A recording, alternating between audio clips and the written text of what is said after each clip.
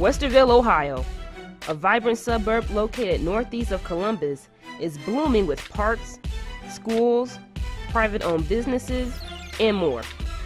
Featured in Money Magazine's Top 50 American Towns, Westerville is fun and friendly for all ages. But as wonderful as present Westerville is, its past is definitely something to be celebrated. Little do people know, Westerville was one of the key cities in one of America's most historical networks, the Underground Railroad. So sit back and relax as we go to the Hamby House, the Stoner House, and Africa Road on our road to freedom.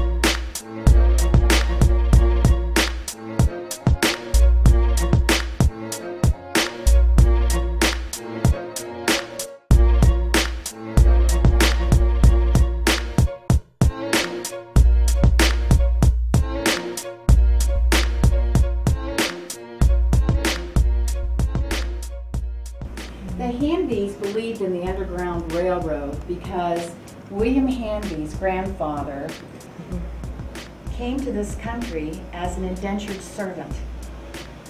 He never really got out of servitude. We usually think indentured servants pay off their debt for their transportation to the United States in 7 years. But William's grandparents or parents did not ever get out of debt. William also, as a young child at the age of 7, was sent to a farm to work on the farm, and then the money for his labor was given to his family. At 12 years old, he decided he didn't want to do that anymore, and he had an apprenticeship with a saddle maker, harness maker in Pennsylvania. Because they were indentured servants, they understood what it was like to be owned by other people and to always be into debt. So they strongly supported slaves moving through the Underground Railroad to the north. This was a dangerous thing to do. If you were caught, you could be fined, imprisoned, you could lose your livelihood, your family. So this had to be very, very secret. And that's why we say it's the underground, meaning secret, and railroad are passages that no one else knows, just a few people, where slaves could be passed to the north. The slaves were hidden in the barn, back where the harness maker shop was, during the daytime, and they had an old dog in the barn, which barked and let them know if there was anyone strange back there, so they could kind of check it out before anybody went into the barn where the slaves were hiding. After it was dark, the slaves were invited into the Hanby home. They were invited to sit at the table with the Hanby family, to eat and to sing and pray together. Other workers on the Underground Railroad knew how many slaves were hiding here because there was a vase like this put in the window, and one flower meant there was one slave being hidden, two slaves, and so on.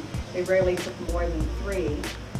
And one of the Hanby girls was a very good seamstress, so she made some satin roses, so flowers could be in the vase at any time of the year. And the other workers on the Underground Railroad would know then whether this house was full and they needed to wait to bring any other slaves onto freedom or to rest here until they were to go to the next stop on the Underground Railroad. William Hanby's picture and his wife, Ann Miller, is above the piano. His oldest son, Ben Hanby, and his wife, Kate, is over here on the wall. And Ben and William worked hard on the Underground Railroad. For years, they had slaves and would carefully hide them in their wagon, which had a false bottom. And the slaves would crawl inside the wagon, lay flat. They put the false bottom of the wagon over the top of them and maybe some hay and other things. And they left at night when it was very, very dark. And they took them to the next stop on the Underground Railroad, delivered them, turned around, and tried to get back before daylight so no one knew where they had ever gone. Of course, back then they didn't have street lights and lights, so it was very, very dark, and only they knew the way, and they went the safest way that they could. On the wall over here are replicas of posters of runaway slaves. In the 1860s, masters that lost their slaves oftentimes had posters run and sent to be posted about cities. Up here is a map of all the different passageways on the Underground Railroad in Ohio. Many, many people were involved in caring for slaves on their way to freedom in the North, even though it was very, very dangerous. Ben Hanby wrote a song called Darling Nellie Gray, and it was written about this slave who came through Westerville on the Underground Railroad. His name was Joe Selby. He was tired, hungry, and the Hanbys took care of him. He told them about a beautiful girl that he fell in love with on his plantation, another slave. And he ran away and told her that he would like to come back and free her, purchase her. And his idea was to go to the North, make enough money, and come and get her. She was sold from his plantation the day before he ran away. He got as far as Westerville, and he died here. And he is buried in the Otterbein Cemetery. That's his marker. Up on the right on the wall is a picture of William Hanby, Bishop William Hanby. He was one of the founders of Otterbein College, a circuit preacher. He rode by horseback from church to church, town to town. And his wife was here with 8 children to raise and also to feed and to care for the slaves that came through on the Underground Railroad. Ben, being the oldest living boy, was very, very instrumental in helping with this. The picture in the middle is a picture of Otterbein College, the way it looked in the 1860s, and you can see the basic modes of transportation are riding a horse, walking, or perhaps riding in a wagon. On the upper left is a picture of the reaper, and we do not think of the reaper in this beautiful fashion that it is represented here. In the 1860s and before, many, many children passed away because there wasn't the medicine that we have today. Even young adults died, and it was easy for people to think that the angel of death, or the reaper, looked like this beautiful woman in this picture. Then the way we look at it today is the Grim Reaper. She's very beautiful, and it made it easier for them to think that the death of their loved one was being carried away up to heaven by a beautiful woman. Over here are just 6 songbooks of the songs that Ben Hanby wrote. He wrote about 80 songs before he died. He died a fairly young man. He was about 33 years old. He died of consumption, or what we call tuberculosis. They didn't have the medicine back then. Many of his songs were put in hymnals for churches. He was one of the first people to bring music to the church. He wanted people to sing, and he wanted children to participate. Missionaries took his songs and his songbooks overseas, and in the glass case on your right, you can see many of his songs that are written in Chinese and other foreign languages, where missionaries took the hymnals to teach other cultures about their religion.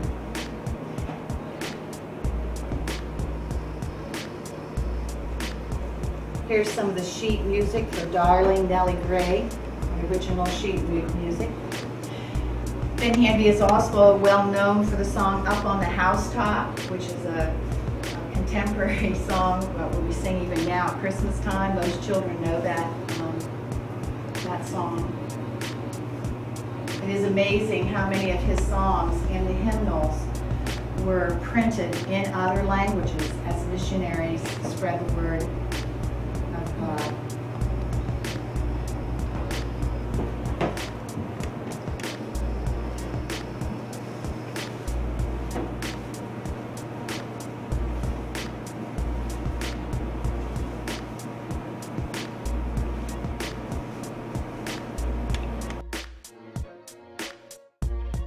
Here's some original sheet music of Ben Hanby, also on the wall. And then these are just other artifacts of the family. Ben and his wife Kate had 2 children, a boy and a girl. The boy's name was Brainerd. The girl's name was Minnehaha. How'd she get the name Minnehaha? From Hawthorne's poem, and he liked that, so he named her Minnehaha.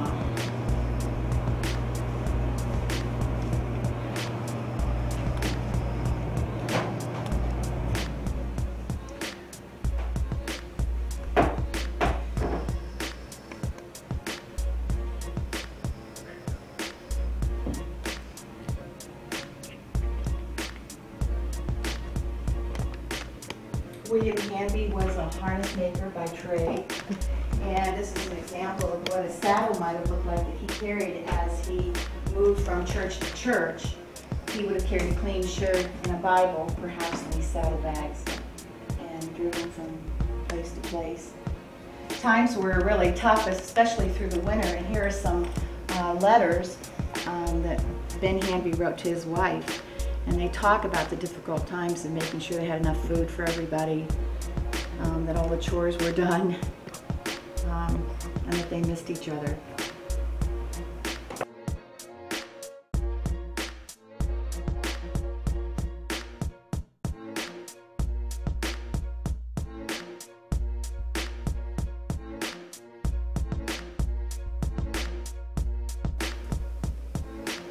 When William was 12 and he began his apprenticeship in Pennsylvania in the harness making shop, his master was very cruel, very mean. He had been in prison actually before, and he would force William to lie, and that was against William's upbringing. And 2 years before his contract as an apprentice was up, he ran away at night, just like a runaway slave. He heard that coming to Ohio it was free, so he walked from Pennsylvania to Ohio, and he got to the Miller farm, and he was tired and he was hungry and he was somewhat sick, and he asked for some food and water.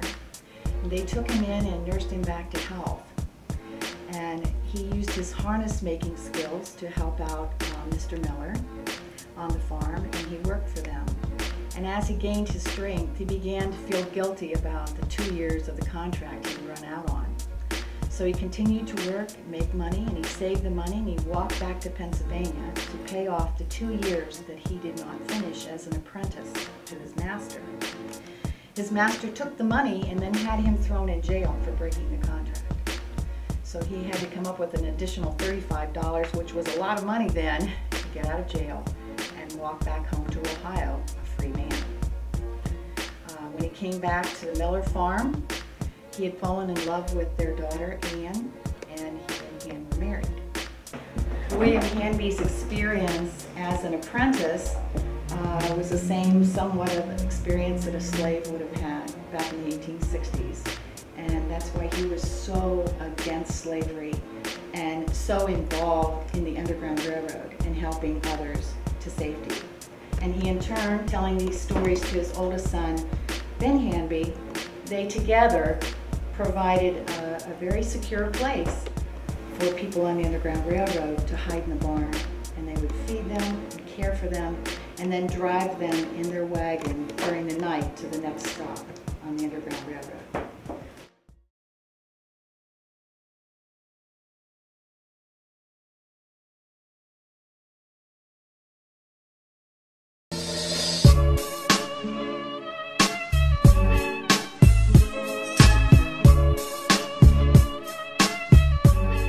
Located at 133 South State Street is the Stoner House, built in 1852 by George Stoner.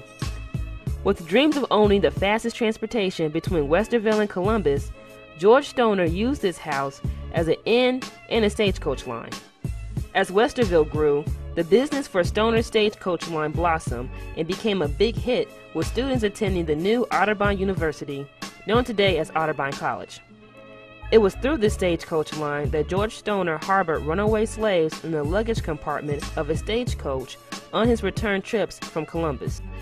After George Stoner dropped off his regular passengers at the side door right behind me, he waited till nightfall to drive around back to unload the slaves.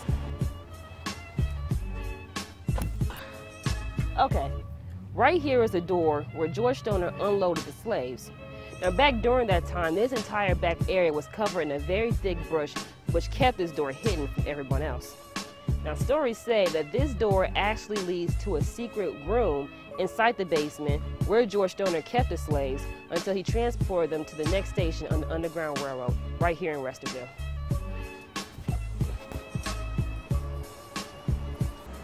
So we're getting ready to go inside the basement of the Stoner house to try and locate the room where George Stoner kept the slaves. Now, we'll warn you, some people believe that this basement is haunted, so we just might see a ghost or two.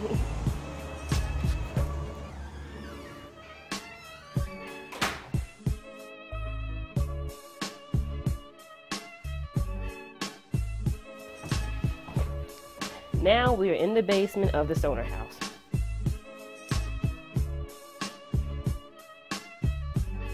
This house is well over 200 years old, so the original structure has changed as parts of this house has been added on.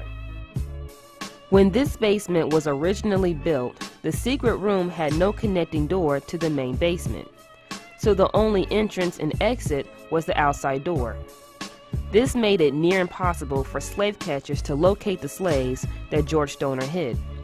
We're in the back of the basement, and right back here is what we believe is the secret room that the slaves were hidden.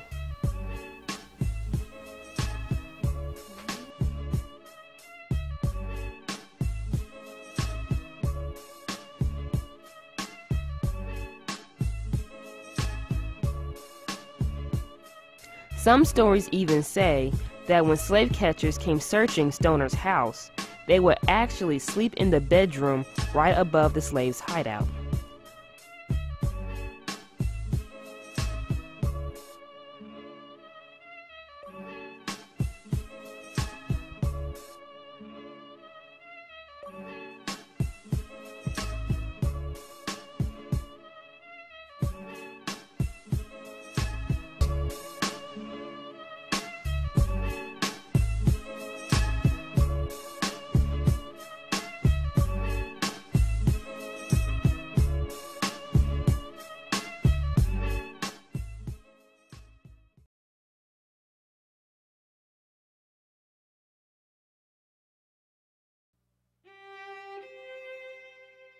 Africa Road got its name because it led from Westerville to a community that became known as Africa. That community no longer exists.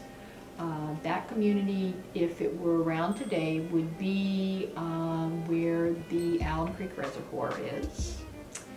The people who lived in that area were all against slavery. They were all part of the Underground Railroad. They got kicked out of their church because they had abolitionist speakers come, and they, after a while, in 1859, welcomed a group of freed slaves from North Carolina into the community who lived and worked there. And suddenly there were all kinds of darker faces in the community, and one day a neighbor was driving by, and he said, "This isn't like East Orange anymore, this is like Africa." And the people who were there embraced that name and ceased calling their community East Orange, which was its original name, and began to call themselves Africa. We, several years ago, began to discover that there were a group of freed slaves from North Carolina who settled in that area. They were freed by the terms of the will of Miriam Alston. We don't know why she chose to free them. She had inherited them from her husband. I'm assuming that she was always anti-slavery. When she inherited them, she began to make arrangements for them to be trained in vocations. And then, upon her death, they were given their freedom. It took several years to make the arrangements after her death to bring them to Ohio.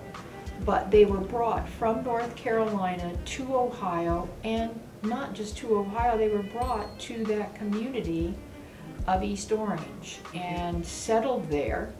Several days after they came here, two of the couples were married in one of the local churches, and they very quickly became part of the community here.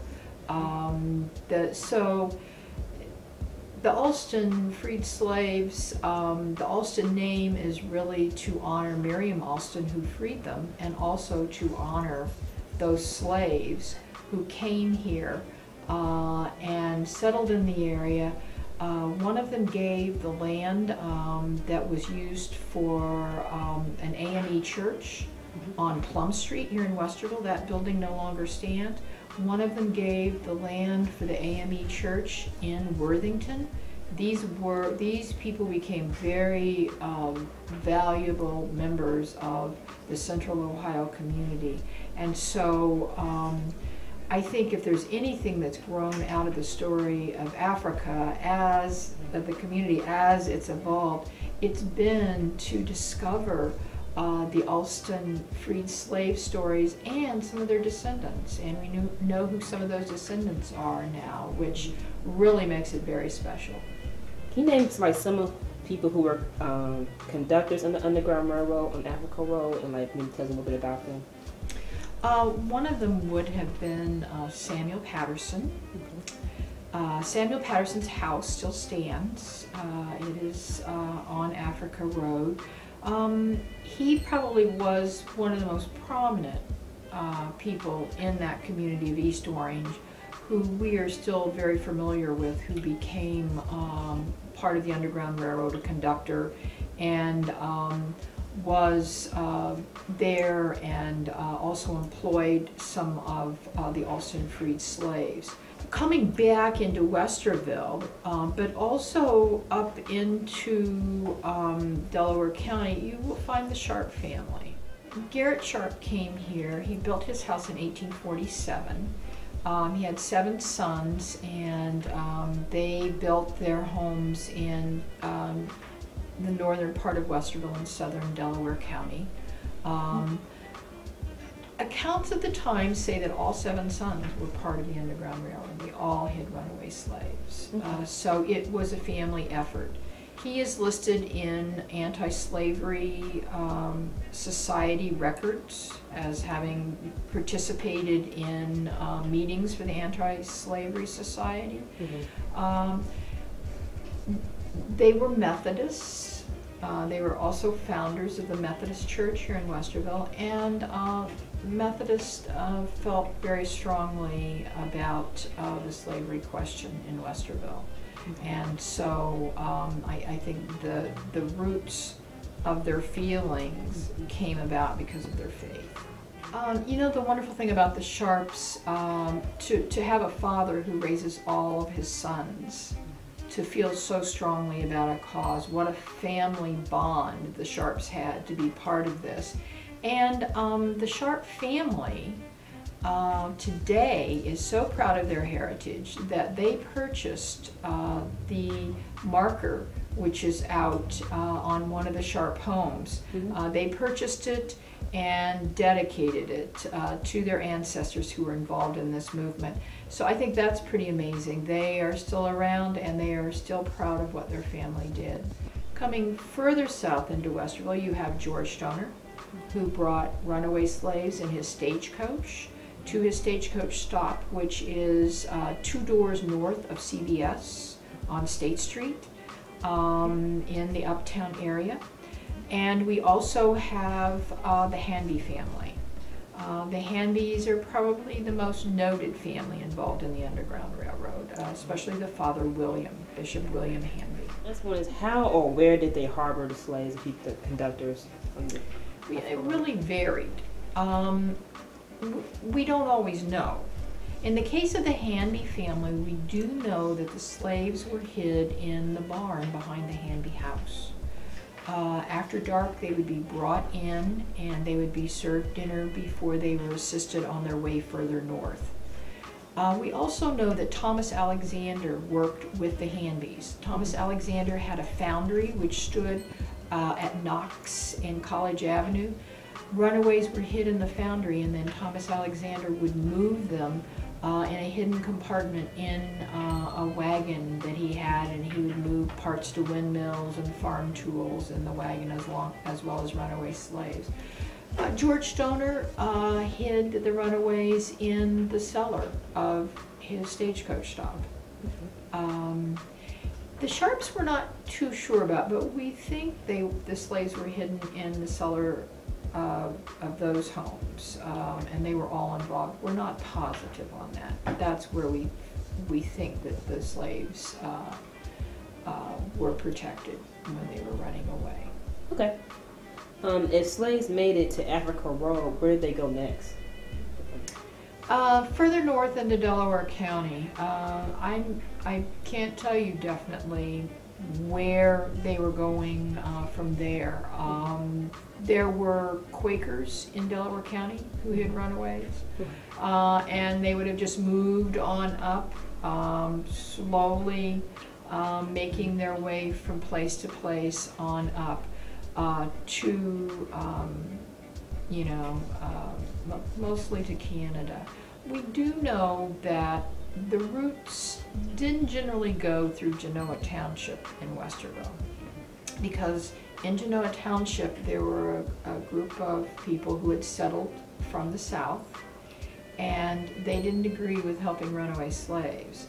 So you generally find that in Westerville people moved west and then north, or they moved along the eastern side of Westerville, but they didn't go straight north through Genoa Township because of the group of people who lived here. And Andrew Jackson Smith, who was kind of the head of that group, was the Justice of the Peace in Genoa Township and in the state legislature. Very powerful man, and you didn't want to go up through that area because he would have turned you in if he'd have caught you. I think the Africa Road story is wonderful on a lot of levels. First of all, because that whole community came together in the cause of being against slavery, and they were all part of the Underground Railroad. And I think that is pretty amazing. And then also the fact that this group of freed slaves found that community that all felt that way and came from North Carolina by wagon and settled in that community. There's such a rich heritage there on a lot of levels.